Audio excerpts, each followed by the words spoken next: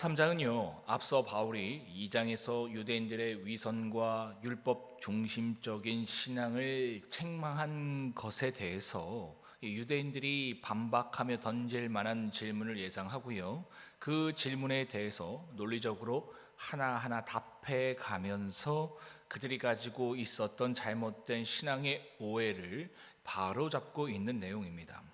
먼저 바울이요, 2장 28절에서 뭐라고 말했습니까? 이렇게 말했어요.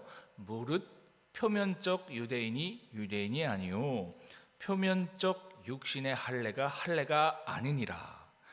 여러분, 이게 무슨 말입니까? 오늘날로 비교하면 이런 거죠. 너희가 모태신앙인이고 예배에 나와 말씀을 듣고 새벽 기도를 드리고 교회 봉사를 하고 헌금을 한다고 해서 진짜 하나님의 백성이 되는 것이 아니야 라고 말하고 있는 겁니다. 이러한 바울의 주장은요, 당시 유대인들에게 굉장히 당혹스러운 주장으로 들렸을 겁니다. 왜냐하면 유대인들은요, 자신들이 하나님의 백성으로 선택받았고 하나님의 거룩한 말씀 곧 율법을 받은 민족이라는 강한 선민의식을 가지고 있었기 때문입니다. 게다가 하나님이 계신 이 성전에서 예배를 드리고 무엇보다도 자신의 몸에 할례를 행하는 이러한 종교적 행위를 통해서요, 자신들이 하나님께 사랑받는 특별한 존재라고 생각했습니다. 그리고 또한 그 누구보다도 하나님을 사랑하고 있는 자들이라고 믿었던 사람이었다라는 것이죠. 그래서 이러한 바울의 주장, 너희 유대인이 율법을 지키고 할례를 행한다고 해서 진정한 하나님의 백성이 되거나 하나님 앞에서 특별하지 않다라는 바울의 주장에 자연스럽게 다음과 같은 질문이 생길 수밖에 없었습니다. 다 함께 한번 1절을 읽을까요? 1절입니다. 시작. 그런즉 유대인의 남이 무엇이며 할례의 유익이 무엇이냐? 한마디로, 그럼 하나님을 먼저 믿은 우리 유대인이 하나님을 모르고 살던 이방인들보다 하나님 앞에서 나은 게 없다라는 거냐? 특별한 것도 없다라는 거냐? 라고 지금 질문하고 있는 겁니다. 여러분, 충분히 가능한 질문이겠죠. 여러분이 수십 년 넘게 신앙생활을 해왔는데 이제 막 신앙생활을 시작한 초신자와 별반 차이가 없다고 한다면 여러분도 이러한 질문을 가질 수 있잖아요, 그죠? 충분히 예상 가능한 질문입니다. 유대인들도 이러한 바울의 말을 듣고 그러한 질문을 가질 수 있었다라는 것이죠.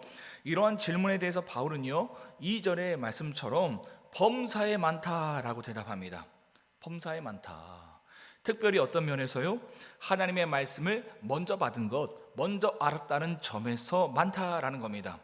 너희가 말씀을 먼저 알았기 때문에 죄에 대해서도 먼저 알 수 있었고, 그로 인해서 회개하고 구원받을 기회도 이방인들보다 먼저 주어졌기 때문에 그런 점에서 굉장한 유익이 너희에게 주어진 것이다 라고 바울은 설명하고 있는 겁니다.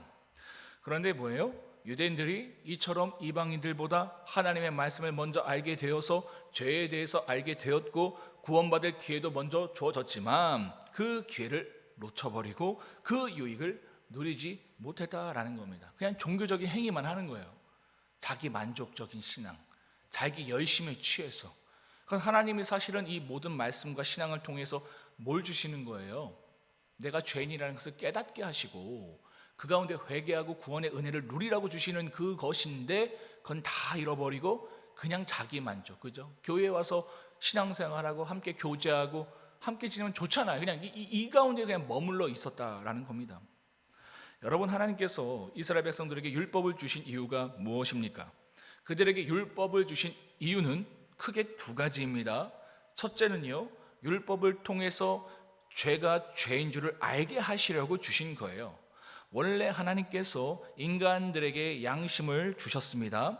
그 양심을 통해서 인간이 죄가 죄인 줄을 알았거든요. 하지만 죄로 인해서 인간의 양심이 타락하게 되었고 그로 말미암아 죄가 죄인 줄을 모르게 된 겁니다. 그래서 하나님께서 율법을 주신 거예요. 기준을 주신 거예요. 이게 죄라고. 그래서 그들로 그 죄를 죄로 깨닫게 하셨다라는 것이죠. 예를 들어서 이런 겁니다. 여러 사람과 혹은 동성 간의 성적 관계를 맺는 것이 하나님의 창조 질서 안에서 분명히 죄인데요, 양심이 망가져서 사람들이 그걸 죄로 여기지 않게 된 거예요. 그래서 하나님께서 율법을 주셔서요, 그것이 죄라는 것을 이스라엘 백성들에게 알게 하시는 겁니다. 그들에게는 이게 죄가 아니었거든요. 그냥 보편적인 거였어요.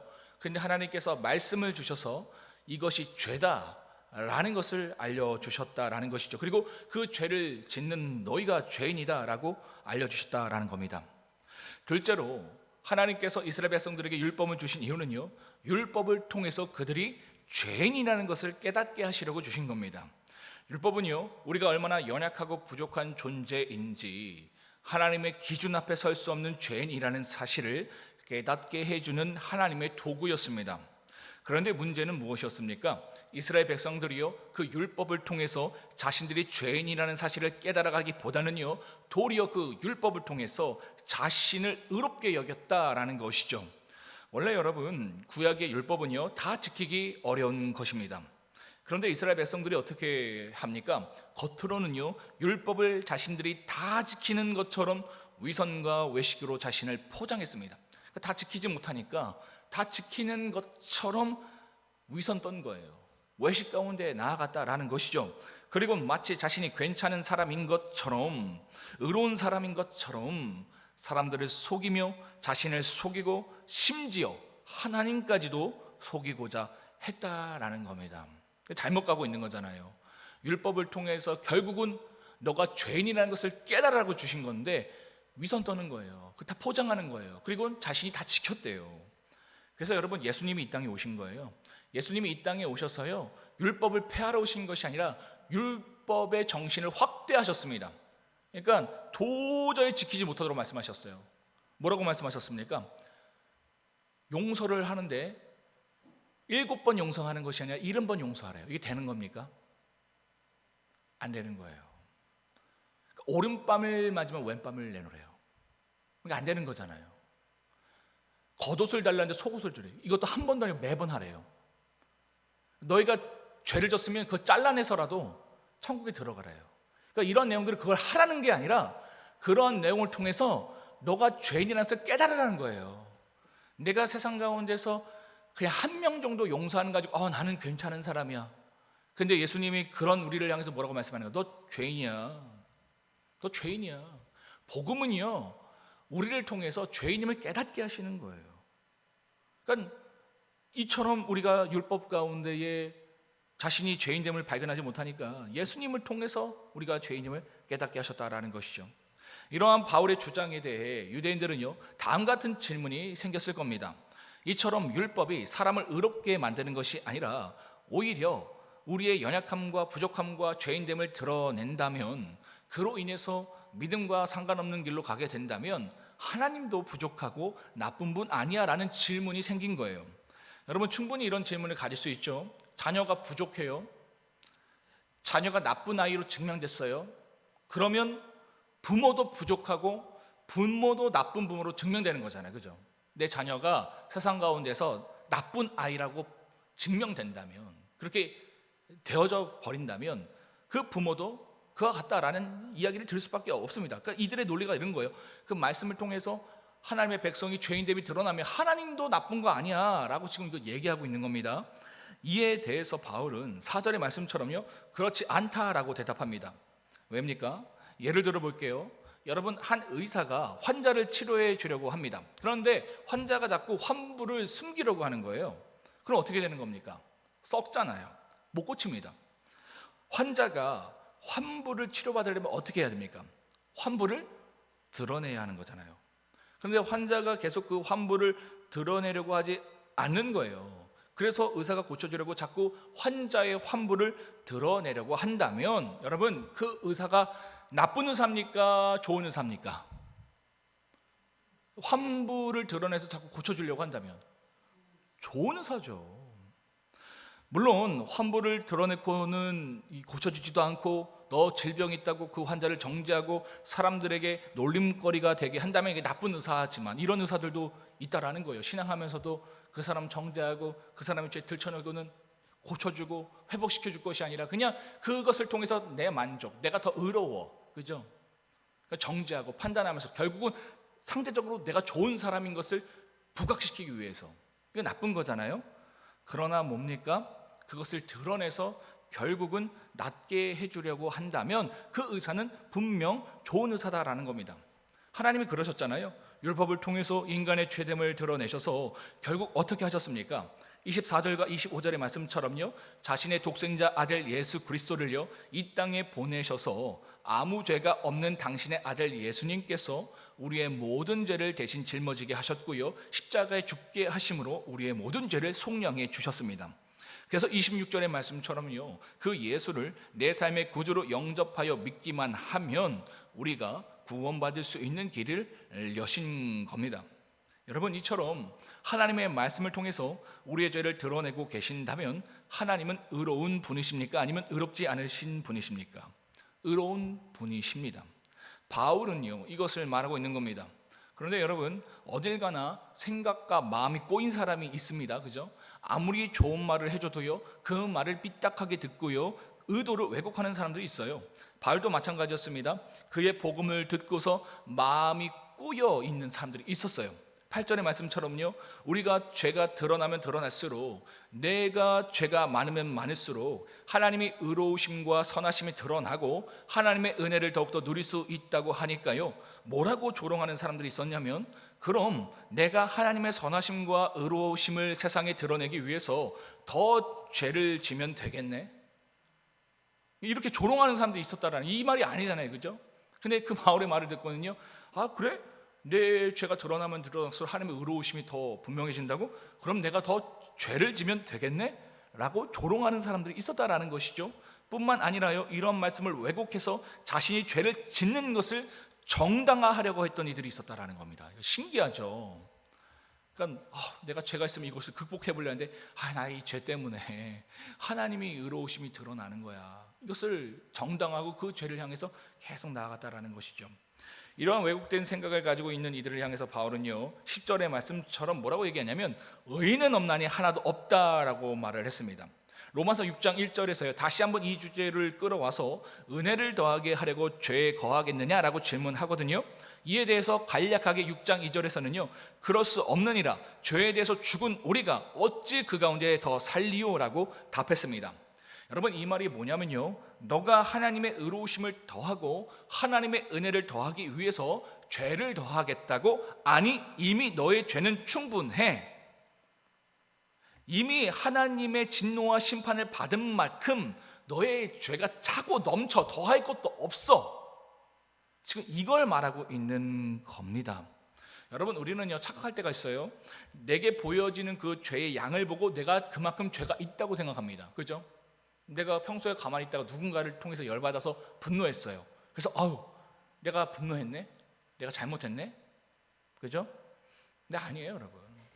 그게 드러나기 이전에 이미 우리에게 죄가 이만큼 있는 거예요.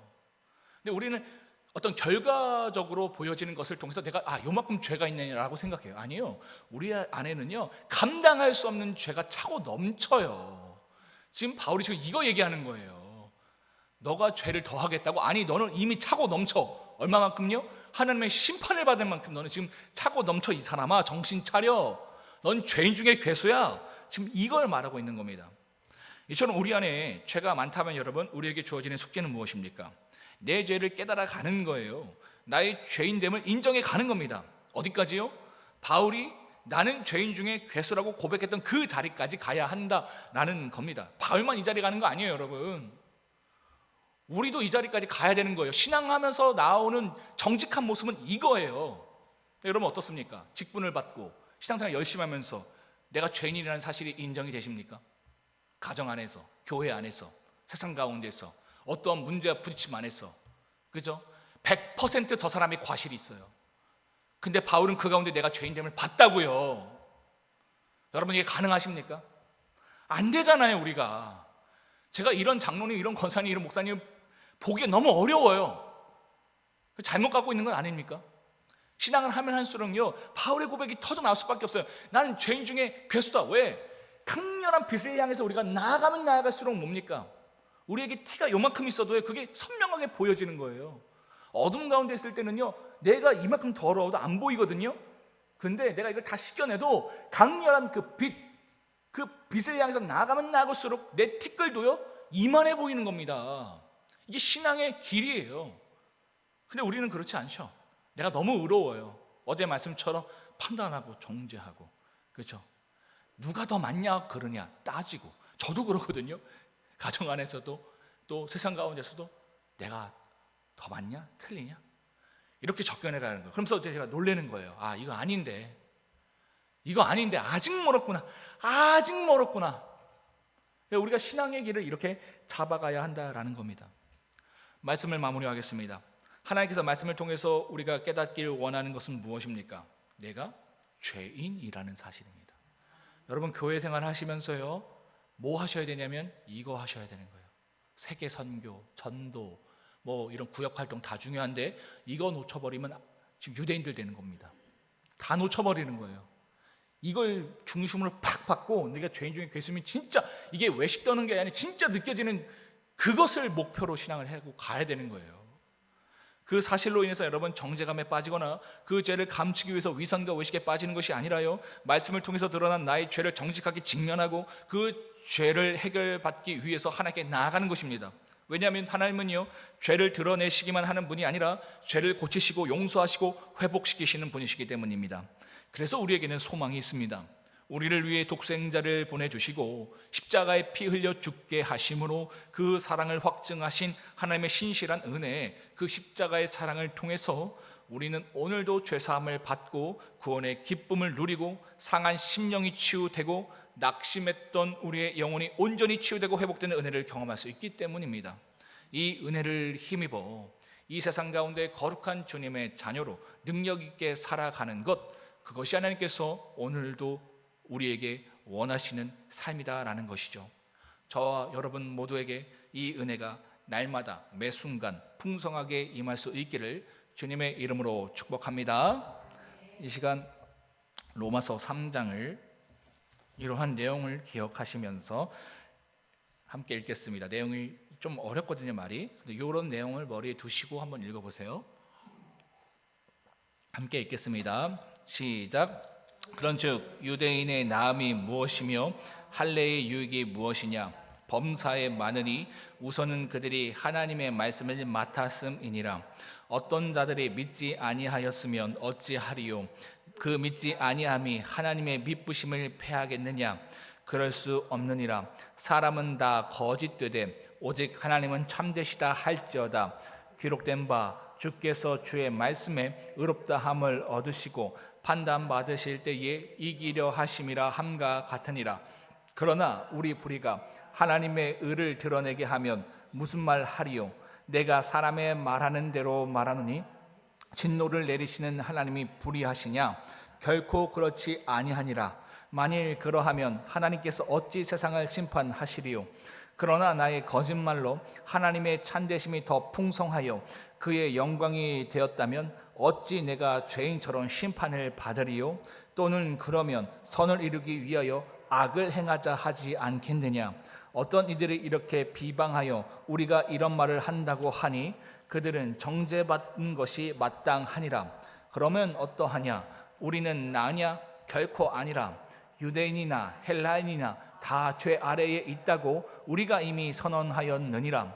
기록된 바 의인은 없나니 하나도 없으며 깨닫는 자도 없고 하나님을 찾는 자도 없고 다 치우쳐 함께 무익하게 되고 선을 행하는 자는 없나니 하나도 없도다. 그들의 목구멍은 열린 무덤이요 그 혀로는 속임을 일삼으며 그 입술에는 독사의 독이 있고 그 입에는 저주와 악독이 가득하고 그 발은 피 흘리는데 빠른지라. 파멸과 고생이 그 길에 있어 평강의 길을 알지 못하였고 그들의 눈앞에 하나님을 두려워함이 없느니라 함과 같으니라. 우리가 알거니와 무릇 율법이 말하는 바는 율법 아래에 있는 자들에게 말하는 것이니 이는 모든 입을 막고 온 세상으로 하나님의 심판 아래에 있게 하려 함이라. 그러므로 율법의 행위로 그의 앞에 의롭다 하심을 얻을 육체가 없나니 율법으로는 죄를 깨달음이니라. 이제는 율법 외에 하나님의 한 의가 나타났으니 율법과 선지자들에게 증거를 받은 것이라. 곧 예수 그리스도를 믿음으로 말미암아 모든 믿는 자에게 미치는 하나님의 의인이 차별이 없느니라. 모든 사람이 죄를 범하였음에 하나님의 영광에 이르지 못하더니 그리스도 예수 안에 있는 속량으로 말미암아 하나님의 은혜로 값없이 의롭다 하심을 얻은 자 되었느니라.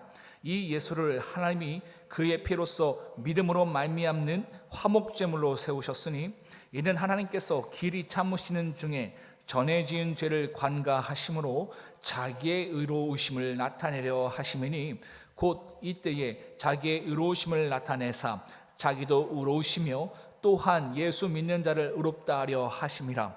그런즉 자랑할 때가 어디냐? 있을 수가 없느니라. 무슨 법으로냐? 행위로냐? 아니라 오직 믿음의 법이로니라. 그러므로 사람이 의롭다 하심을 얻는 것은 율법의 행위에 있지 않고 믿음으로 되는 줄 우리가 인정하노라. 하나님은 다만 유대인의 하나님이시냐? 또한 이방인의 하나님은 아니시냐? 진실로 이방인의 하나님도 되시느니라. 할례자도 믿음으로 말미암아 또한 무할례자도 믿음으로 말미암아 의롭다 하실 하나님은 한 분이시니라. 그런즉 우리가 믿음으로 말미암아 율법을 파기하느냐? 그럴 수 없느니라. 도리어 율법을 굳게 세우느니라.